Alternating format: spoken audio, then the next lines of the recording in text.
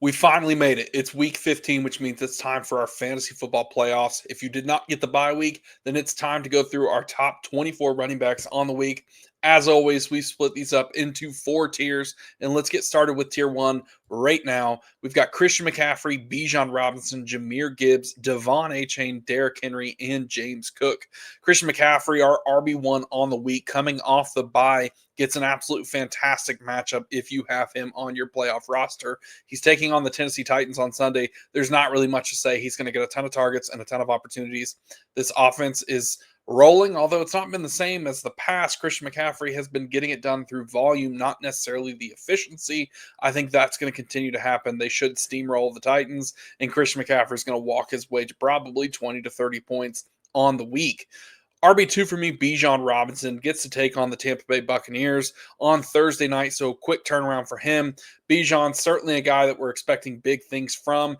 The matchup against Tampa Bay looks pretty good. I mean, they've been giving up some points to the running back position. There's lots of injuries on that team. I do think that it's going to be something to watch to see what happens as this division really comes down to the wire. The Falcons, the Bucks, the Panthers, everyone's kind of in there competing. Bijan's going to be a big factor going into the week. And then getting to our next guy here, Jahmyr Gibbs, the running back one on the week, coming off a week where he had 37 points, gets to take on the LA Rams. So a tough matchup there. We've talked a lot this year about how the Rams are really stout up front. They limit running backs. They like to bottle plays inside. So I think that's going to be something to monitor, but the Detroit Lions are simply just built different. They're going to establish the run. Jahmyr Gibbs has remained the main factor. Although it is certainly the hammer and nail of him and, his partner in crime, David Montgomery, at this current time, Gibbs has been the absolute clear alpha of this running back room. He gets a majority of the carries, a majority of the snap share. He's going to continue to dominate regardless of the matchup. You're playing him with absolute confidence because it only takes one play. Running back 4 for me is going to be Devon Achane. This one's interesting. I mean, he was the running back 9 on the week with 17.5 points, but he did get injured, and that injury is going to be something to monitor as we go through the week. It looks like he might need rest, but they're kind of up in the air of what's going to happen with him. He gets to take on the Pittsburgh Steelers, so the matchup's decent there. So I like the opportunity if he does get to play. If for some reason he sits out and misses this week, obviously we're going to bump all these names up, and a guy like Devin Neal would probably find his way inside of the top 24, but more on that later. And let's carry on with our tier 1 here. We've got Derrick Henry, another solid week for Derrick Henry. He's going to get the opportunity to take on the Cincinnati Bengals. We've discussed this quite frequently, that they are a matchup to target. He's got a bunch of opportunity this week, so I like what he can do. This past week, he had 11.2 points on the week, so not his best week, but I think taking on the Bengals is a good way to cure that and get back into the right column here in our playoffs. The matchup is fantastic. I'm chasing those points. If you're in a DFS league or something like that, he's going to be a great person to pick. If you're playing a playoff best ball league, another great pick here to really start off your playoff weeks really quickly. And closing out our first tier, guys, we're going to have James Cook. Cook has been another one of those guys that's just been so good and consistent this year. He gets to take on the New England Patriots on Sunday, so certainly a tougher matchup there.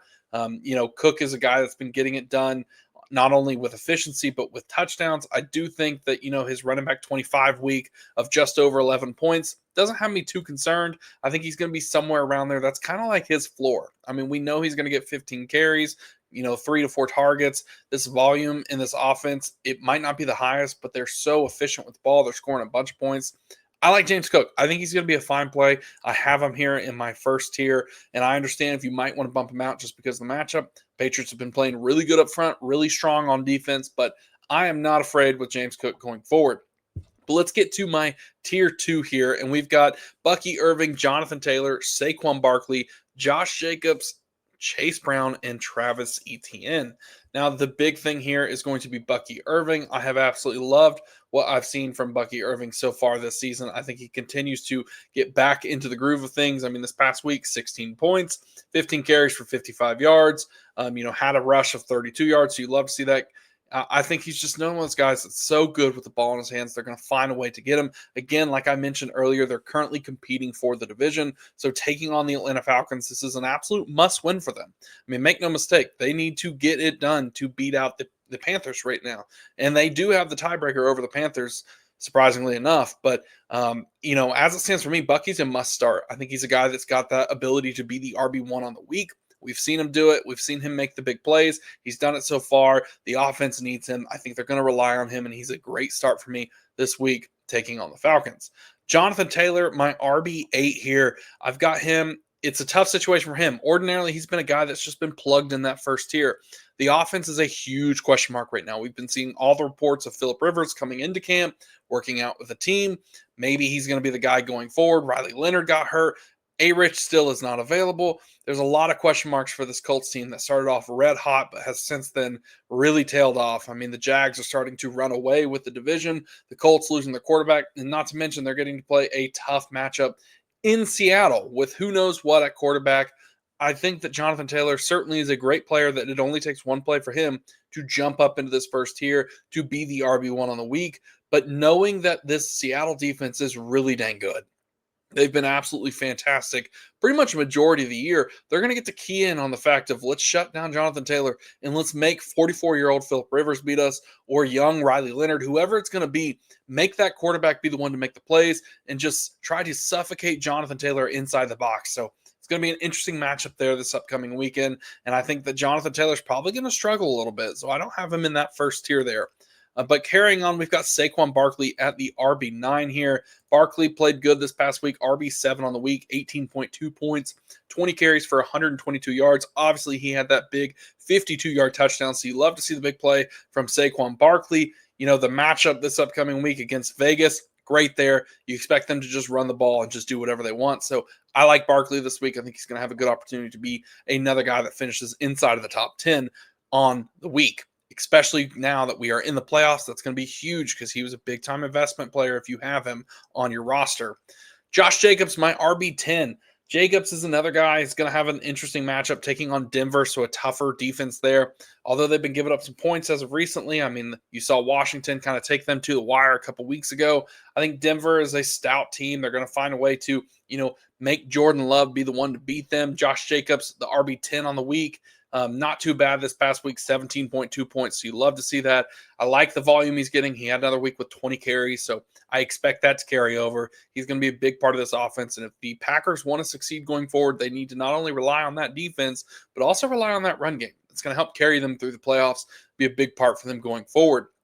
My RB11 is going to be Chase Brown. And, Chase Brown has been the guy that's been getting it done through volume and surprising efficiency as of late, taking on the Baltimore Ravens. So the matchup there, I think, is going to be pretty good for him. I mean, the Ravens have been playing better, but this is another divisional game that's a must-win for the Ravens. It's also, a must-win for the Bengals. I mean, I think they're fighting for their pride at this point more than anything. But what we know is Chase Brown probably going to get 12 to 15 carries. I mean, this past week he had 18.5 points, so great week for him. I think the expectations, you might limit them just because the Bengals, they're eliminated. They're just, again, fighting for their pride more than anything. But I think that as long as they're playing, he's going to be out there playing for his job, because that's kind of what we're looking for going forward with this Bengals offense, to see who can stick around and help Burrow carry this team forward next season. But closing out tier 2 here, I've got Travis Etienne. This Jags team, as I mentioned, a surprise finisher, currently leading their division, sitting in the playoffs, edging out the Colts. I mean, the Texans are winning games. They're just there behind them. Coming off a week where he had 21.2 points, so a solid outing for him, 20 attempts for 74 yards, added a couple touchdowns there. So the Jags have been a really efficient offense, and I think I'm going to continue to trust Travis Etienne. Again, it's not necessarily because he's getting a dominant workload or a dominant snap share, because they are still working in Bashal Tutin, using LaQuint Allen, spreading the ball out among these wide receivers. It's more of just how efficient he is when he gets the ball in his hand, and this offensive line is really good running the ball. Liam Cohen is pretty good at designing this up, so I think that's a lot of props to him in changing this Jaguars offense, changing the tempo. So I like what I'm seeing out of Jacksonville. I like what I'm getting out of Travis Etienne, so that's why I have him here, closing out my RB1, sitting at running back 12 on the week. But moving on to the tier 3 guys, let's talk about Javonte Williams, Kyron Williams, Travion Henderson, Quinshon Judkins, Omarion Hampton, and Rico Dowdle. So starting off with Javonte Williams, guys, it's another game where we're going to have a matchup against Minnesota. So I'm not too scared necessarily. They don't necessarily shut down running backs. I mean, if you want to look at last week, They took on Washington. Yes, Washington didn't score any points, but again, Washington's offense, not scary at all. Dallas's offense is the absolute opposite. You can certainly make the case that maybe Pickens shows out and really shows up and puts on performance this upcoming week. But I think they're going to need to lean on Javonte Williams. He's been a big part of this offense as they've gone forward throughout the season. Another must-win game for them. So I think that Javonte is going to be a nice plug-and-play here in the playoffs with a nice matchup to start off our week 1 here. But carrying on, I've got Kyren Williams. Kyren is another one of those guys that's just been so steady Eddie. 13 carries, 84 yards this past week, average 6.5 there. You love to see that. Added a touchdown there for 17.7 points on the week. Kyren gets to take on Detroit. That's a tougher matchup, and that's kind of what leads him here into tier 3. You know me, I'm someone that has Kyren Williams typically in that tier 2 just because I think he's someone you can trust, you can rely on. But this week, I think that Detroit defense just scares me a little bit because what I know is the passing attack for the Rams is so efficient. They continue to use Devontae Adams at the goal line, as they should. They continue to use Puka Nacua, as they should. So there's lots of opportunities for the Rams to score, and it's not necessarily relying on just Kyren Williams to get it done at the goal line for them. And, you know, we talked earlier in the year about how he was getting a lot of volume in the passing game, and that's kind of slowed down a little bit. I mean, 2 catches this past week, that's great to see, but only 2 targets. So as long as he maintains that, he's going to be a safe play. But I think it does limit his upside a little bit, especially given the fact of the matchup he currently has. Travion Henderson, coming off the bye week, gets back into our fantasy lineups. Here he gets to take on the Buffalo Bills. So what we know about Buffalo is they can give up some points to the running back position. A lot of their games end up being shootouts. It's a divisional game, so you never really know what to expect. But I do think that I'm going to trust the fact that the Buffalo Bills have been giving up the 6th most points to the running back position. So Travion Henderson is a guy that can make it through big plays, and I think he's going to continue to have an ability to do that. As long as Drake May keeps this offense on the field, continues to move the chains, it's just going to give more opportunities for Travion Henderson to make something happen, and I think he absolutely can. So I'm trusting him. He's in my tier 3 here, and I'm going to carry on with Quinshon Judkins. Judkins is another one of those guys that he's been good. It's just one of those things that the offense kind of depends a lot of how well he will be playing for our team. I mean, we saw this past week, Shedeur Sanders had a great week where Judkins didn't necessarily have the best week, finishing under double digits at 9.4 points on the week, had 14 carries for 26 yards. So really inefficient. This offensive line is not very good. Shedeur threw the ball a ton. Obviously, we did get the point boost there from the catch from Judkins for 58 yards. So that's good there. But at the same time, Judkins in this offense are just tough to trust. And at this time, you have to be careful. He's taking on the Chicago Bears. While the Bears do, give up some points to the running back position, they've been better as the season has kind of gone on. They're middle of the road there. So I'm just kind of managing my expectations with Quinshon Judkins, not really sure what to expect. I mean, the secondary for the Bears has played well, so maybe they cause some fits for Shedeur. Maybe they try to lean on that run game. We'll have to see there. So just watch out for Judkins there. Omarion Hampton, my running back 17. We saw his return this past Monday night in that crazy game. If you watched it, I mean, it was all over the dang place. Hampton, he, had an okay night, 14 points on the week. So you like to see that. 13 carries for 56 yards, average 4.3 yards per carry there. Got a couple passes for 11 yards. So I like what Omarion Hampton's doing. This offense, I think they're going to continue to lean on the run game. We saw Herbert. He tried to do a bunch of stuff on his own, which to his credit, he made it happen. But he is injured. I think at some point they need to lean on that run game. The difficulty is that this week they play the Kansas City Chiefs, and that matchup is absolutely brutal. The Chiefs are a really stout defense, 26th the 26th toughest team to get points against. So, not necessarily something you want to fight there. They're only giving up 17 points a week to the running back position. So the expectations for Hampton are low. If he had a better matchup, I'd probably have him in tier 2, just based on what I saw from this past Monday night in his first game back. Yes, Vidal still got some opportunity and some burn, but I think they're going to know who the guy is that leads them going forward. But the matchup is the toughest part this upcoming week for our first week of the playoffs. So it's tough to really say just throw him out there and expect big things. But he made some big plays, and he had some flashes where he continues to show that he's going to be a guy that can do this long term in the NFL. So I'm liking what I'm seeing so far from the rookie. It's just not necessarily the best week for him in this playoffs. And to close out tier three, we're going to get Rico Dowdle, who is also coming off his bye week, taking on New Orleans. Divisional game there. I've mentioned it a couple times. The Panthers are in an absolute must win. I think they're going to go out there and get that win against the Saints. Tyler Shuck quietly has been playing really good football. So, yeah, haven't heard that. You're hearing it now. But I do think that, Rico's somebody that they can lean on, use this run game to try and churn out the clock and get this game wrapped up. So the Panthers could possibly host a playoff game. It's crazy to think. Who would have thought? But let's get to my tier four and let's close out this top 24, guys. Some big names here: Ashton Genty, RJ Harvey, Brees Hall, Woody Marks, Jalen Warren, and DeAndre Swift. Starting off with Ashton Genty, he's taking on the Philadelphia Eagles. So the matchup there, not necessarily ideal, but we'll have to see what he can do. I mean, the Eagles, they have been hurt here recently by some players. Genty was the RB42 on the week, 10 carries for 30 yards. So just not very efficient at all. It's, again, something we've talked a lot about this season, that the Raiders are just tough to trust. The offensive line is terrible. The quarterback play has been very bad. The play calling has been suspect. There's just issues all around this Raiders team. And while Genty certainly is a guy that can make plays, it just has not really happened. So I'm putting him here in tier four. If I have him, I'm playing him, but I'm kind of closing my eyes and hoping for the best, to be honest. There's a good chance that Philly routes the Raiders, and it doesn't really amount to much, but you never know. We could see anything. The NFL happens all the time. Let's carry on to RJ Harvey, my running back 20. Harvey has been fantastic, and there's a great argument he should be a lot higher on this list.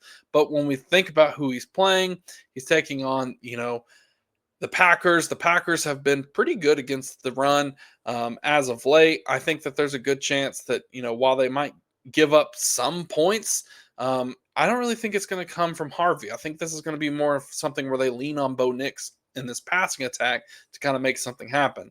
Harvey, to his credit, has been fantastic. As I mentioned, RB4 on the week with 22 points, 17 carries for 75 yards and 4.4 yards per carry. We talked about how Dobbins was really efficient throughout the beginning of the season. While he hit the IR, Harvey's kind of taken over, and he's done well with that role. I mean, he's scoring touchdowns. He's getting a bunch of opportunities. The efficiency might not have been where you wanted it to be, but this past week was a better look. And the more important part for him is the work through the passing game. 6 catches on 6 targets for 25 yards. I don't really care about the yardage. If my running back is going to get 5 or 6 targets, you can't really beat that, because as long as he's catching them and he's getting some yards, that's a huge point boost. Also, a touchdown opportunity there. So I like RJ Harvey. I think he's a big-time play. I'd probably have him in the tier above if it wasn't for the matchup, but he's a great play if you have him, and I'm comfortable throwing him in my lineup. Moving on to running back 21, it's going to be Brees Hall. Brees Hall gets to take on the Jacksonville Jaguars. Jacksonville has been very stout against the run as of late, and the defense has really stepped up. They're causing a lot of havoc for a lot of good teams the entire season. So I like what I'm seeing from this Jacksonville defense. I like what I'm seeing from, Travis Etienne on that offense to kind of churn out the clock. But Brees Hall on the Jets, it's just really tough to say, because the Jets are so inconsistent. They're not necessarily getting it done on offense. The quarterback, we're not even sure who's going to be the quarterback at this point. So we'll have to see what happens there. But Brees Hall, while he's a guy that's going to get plenty of volume, have plenty of opportunity to make something happen, you just can't necessarily trust him in your lineup to really get things done and be consistent play for you. So that's why he's at the back end of tier 4 here. With guys like Devin Neal out there, maybe you picked him up. I would almost be tempted to play him over Brees Hall. And that's just given a fact of the situations we're talking about. But carrying on here with Woody Marks, taking on the Arizona Cardinals. The Cardinals, as we've discussed before in the past, give up points to that running back position. They are the 4th worst, giving up 23.4 points, 23.7 points per week to the running back position. So lots of opportunity there for Woody Marks. The offense, a little bit inconsistent. He was the running back 14 this past week. Another solid week with 15.6 points, but he's just been one of those guys that's kind of oscillated back and forth between helping your lineup and absolutely hurting your lineup. So you got to be careful with him. That's why he's a back-end RB2 for me. I'd be comfortable playing him over Devin Neal or guys like that. But, if you got him in your lineup and you can use him, there's worse options. If, he's a flex play for you, that's fantastic. You can't really beat that. Carrying on here to my last 2 running backs, we've got Jalen Warren, who takes on Miami. Miami's another solid matchup if you do have the ability to exploit that there. I think that, if you have Jalen Warren, he's another one of those guys that's just consistent. He's kind of like the, David Montgomery of old. He can really get you around 8 points guaranteed. If he scores the touchdown, he'll be a double-digit solid play for you on the week. Just limited upside. Kenny Gainwell remains involved in this offense, and that's not going to change going forward. And to close out this final tier here, we've got DeAndre Swift. Yes, he's been splitting the workload with Kyle Monungai, and Monungai's been really good. I mean, we have to mention the fact that Monungai continues to be someone that finds a way to get involved and stay involved in this offense. Really efficient with the ball in his hands. They like to use him to just go downhill, whereas DeAndre Swift has been the guy that's going to catch it out of the backfield and make things happen, through the air. The running back 23 on the week, just over 10 points. So here he is right in that same range. And I think he's going to find his home here on the week.